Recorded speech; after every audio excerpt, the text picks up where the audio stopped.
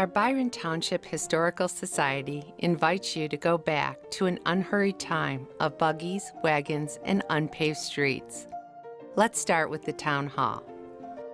No one knows the exact time it was built, but the International Order of the Odd Fellows and the Rebeccas had a 99-year lease on the use of the second floor, which was about to expire when the group disbanded around 1969.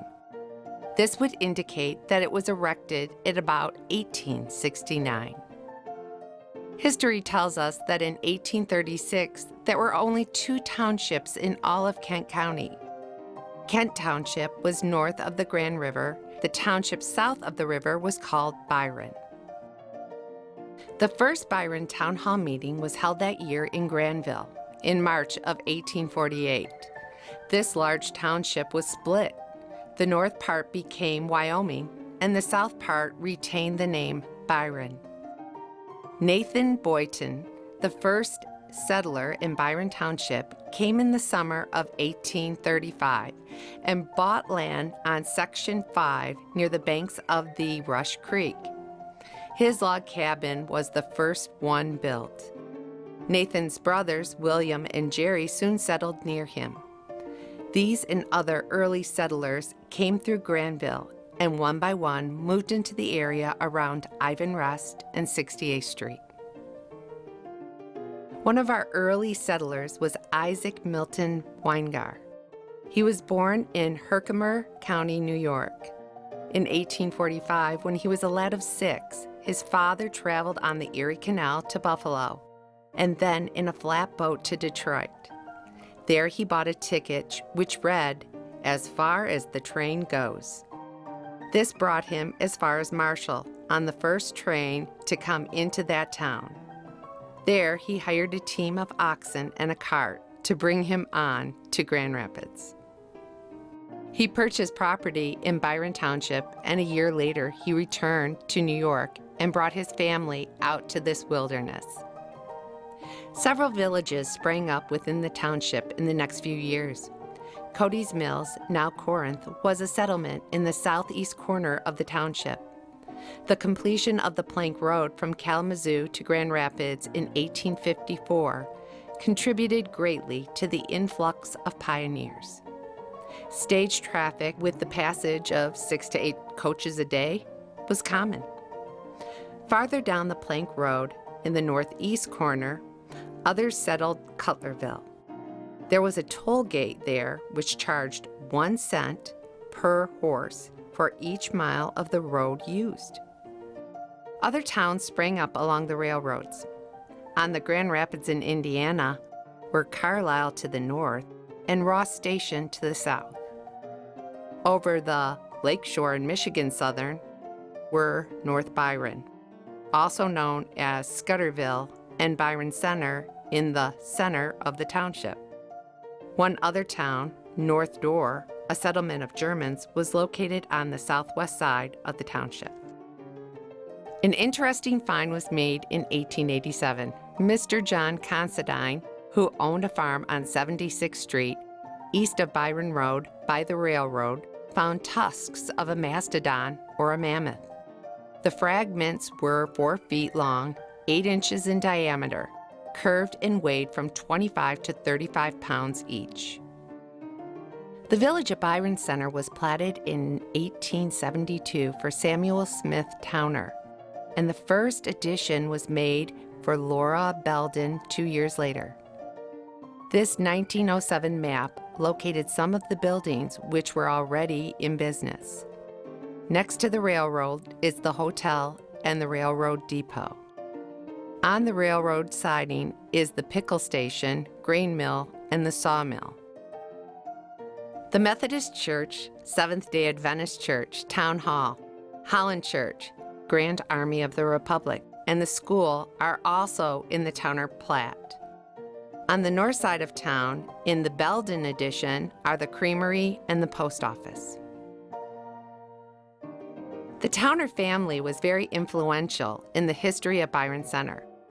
They arrived in 1852 from Cuyahoga, Ohio, and settled on Section 21. In 1871, he and his sons built a steam sawmill with a 30-horsepower upright saw and became one of the largest producers of lumber in this part of the state. He furnished lumber to the Whitcomb Company and other furniture companies in Grand Rapids. The sawmill continued in operation until May of 1920, when the last of the mills burned. This mill everyone so fondly remembers is gone now. Herman Towner operated a flour mill on the north side of town for 8 months. He then moved his machinery to the south side of town, where in 1880 he joined with his father Samuel and his brother Cassius in building the flour mill.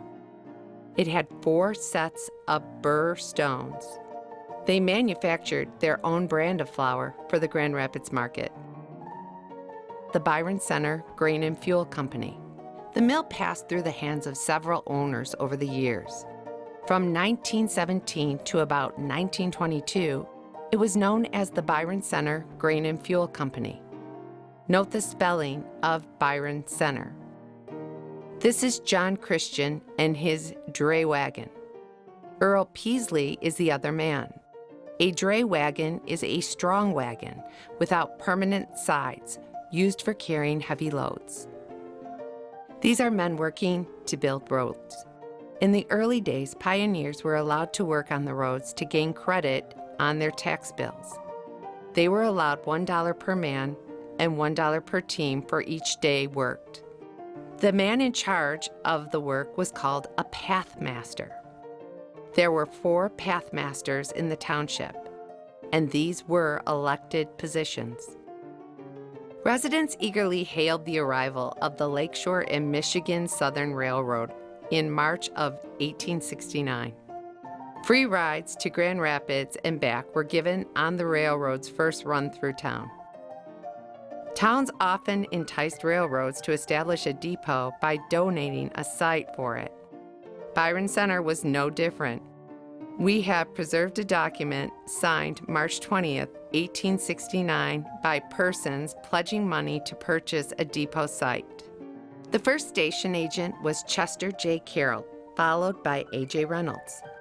Trains came into town at 6 a.m., 2 p.m., and 6 p.m. In this picture, taken in 1916, we have John Christian with his dray wagon. The man in front of the signal pole with the dog is Charlie Baker. Judd McKenney and Henry DeWeerd are 2 of the other men. Guests lined the porch of Byron Center's first hotel with mugs of beer in hand. This first hotel was located on the same site as today's hotel.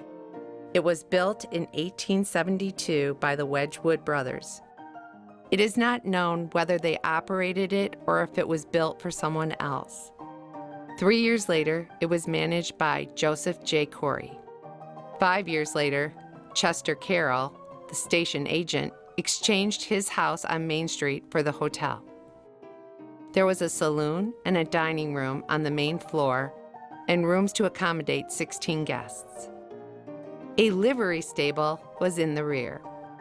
It was owned by Hubert and Frances Groff when it burned to the ground in 1899. Charles Baker married the Groff's daughter, Rosalie, in 1902 and bought the hotel property. He ordered 30,000 pressed bricks from Detroit and had the new 3-story hotel built. It was in use by 1903. Hotel keeper Charlie Baker, in his white apron, and his guests posed for this picture of the hotel shortly after it opened for business. The hotel staff is on the balcony.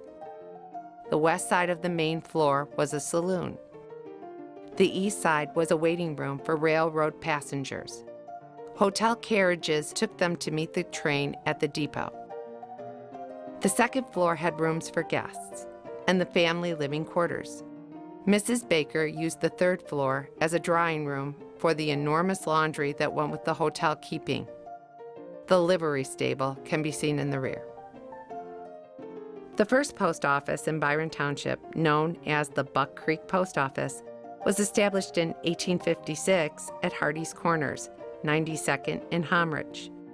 It discontinued operations there in April 1869, and the following month was reestablished in Byron Center. It was located at various places in the village. Here it occupies a space in the cash store, a stationery shop owned by Harry Cooper, who was also the postmaster in the early 1900s. For a time it stood where Abe Van Sweden's garage was. Also, it was across the street in Mrs. Sarah Crocker's boarding house, where Pete's Tavern is today. In 1925, it was moved to the Vanderzag building. This is another view of the cash store. The Grand Army of the Republic stood on Mill Street across from the fire barn. Membership into this Grand Army of the Republic was open to those who served in the Civil War between April 12, 1861 and April 9, 1865. The Byron Center Post was organized in 1885 with 37 charter members. Posts were numbered in order of their creation within the state, and Byron's was number 302. It was named for Orrin Whitcomb, who enlisted in the Civil War at the age of 16 and died in Franklin, Tennessee, of consumption. This is a group of Civil War veterans who are members of the Grand Army of the Republic. This monument, inscribed with words from the American Creed, freedom, equality, justice, humanity, was dedicated to honor all soldiers and sailors of all wars, 1812 to 1928. The stone was brought from the Whitcomb farm. The Women's Relief Corps was an auxiliary to the Grand Army of the Republic. Here are the women of the Byron Center Women's Relief Corps, number 101. Here is a more recent view of the old town hall. Miss Clara Shane lived across the street from the town hall for many years.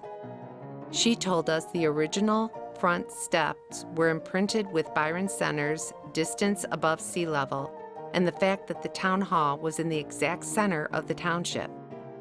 The original steps were discarded when a cistern was dug in the 1940s. The township first made provisions for a library in 1875. It was later discontinued. In 1934, it was reorganized when Otis Monroe agreed to set one up. Mrs. Shane took over a year later and served as the librarian for 27 years. The town hall was also used for weddings and dances, as well as for township business. This is an early photo of the blacksmith shop, which was established in 1886 by William Patterson. Mr. Patterson came from Glasgow, Scotland, with only $125, and after locating in several places, chose to settle and establish his business in Byron Center. In this close-up, we get a better look at the carriage and the worker. The man with his thumbs hooked under his suspenders is Patterson.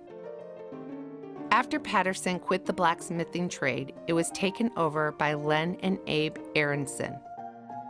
They operated it until 1925, when it was sold to Cornelius Buchema.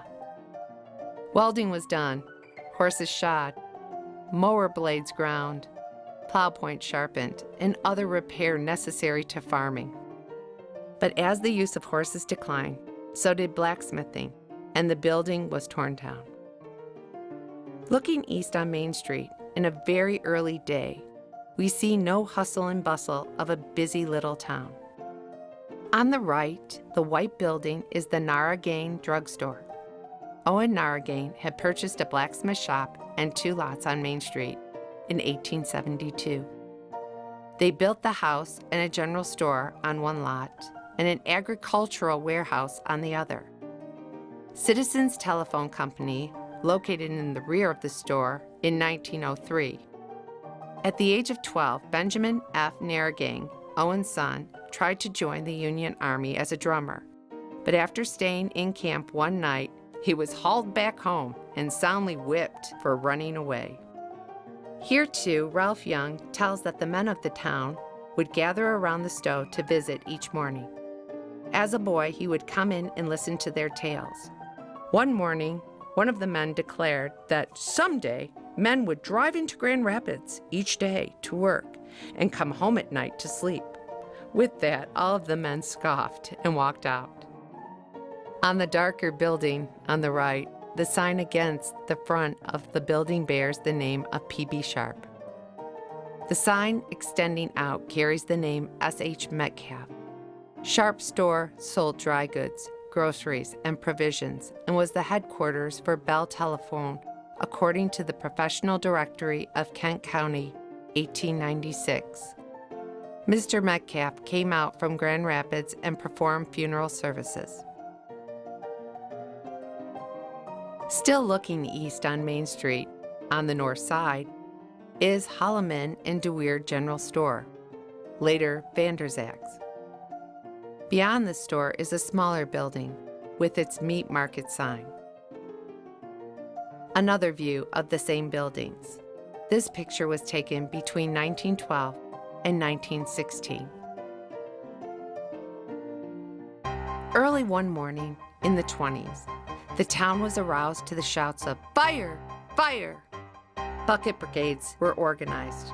However, the building, Vanderzag's store, could not be saved.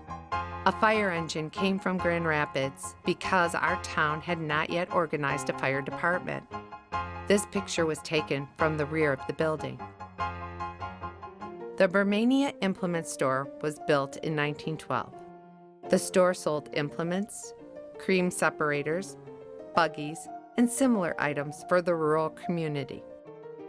This store burned at the same time as Vanderzag. In fact, the fire started in this store. The Bermania home was next door to the store on the west. It did not burn. On Main Street, looking west in 1917, the ruts in the road are clearly visible. Dobbins stands patiently waiting next to his competitor, the modern horseless carriage. In the right foreground is the building now occupied by Family Restaurant and the barbershop. The Holloman and DeWeer Auto Company built this building and started selling Ford automobiles around 1915. Notice the gas pump to the right. Gas was 5 gallons for $1.50. Following the Depression, it went as low as 10 cents a gallon. S.S. Towner and Son purchased a general store from S.S. McNitt in the summer of 1894. Later, it was reorganized as the C.B. Towner Limited. It stood on the corner of Main Street and Mill Street. Note the mill in the background. This is next to Towner's, looking south on Mill Street toward the mill. This is looking east on what was then Prospect Street. It is the Methodist Church and their parsonage, and in the background is the second school that was built in the village. The apple dryer began operation in 1893 as McNitt and Towner fruit evaporators. Farmers brought wagon loads of fruit to be processed.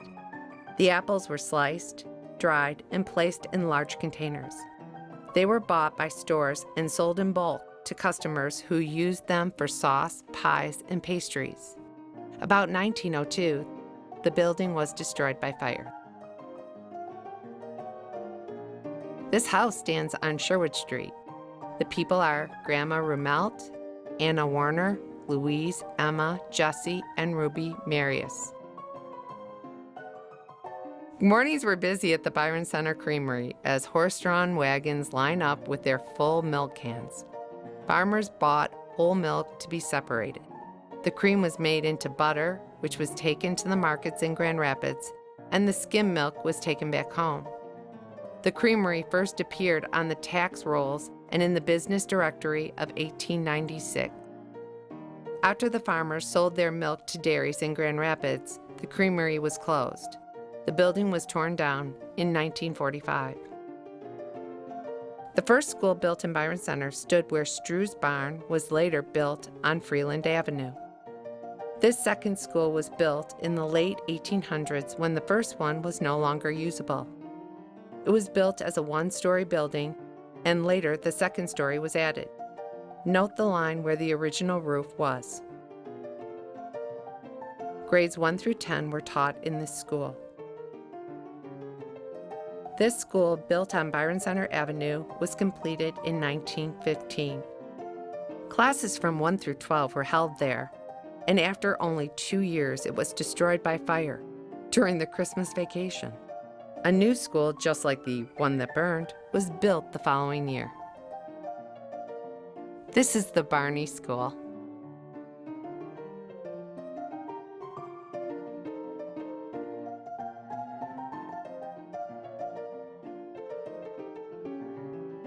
Mr. and Mrs. James J. Carpenter came to Byron Center 3 weeks after their marriage in 1872.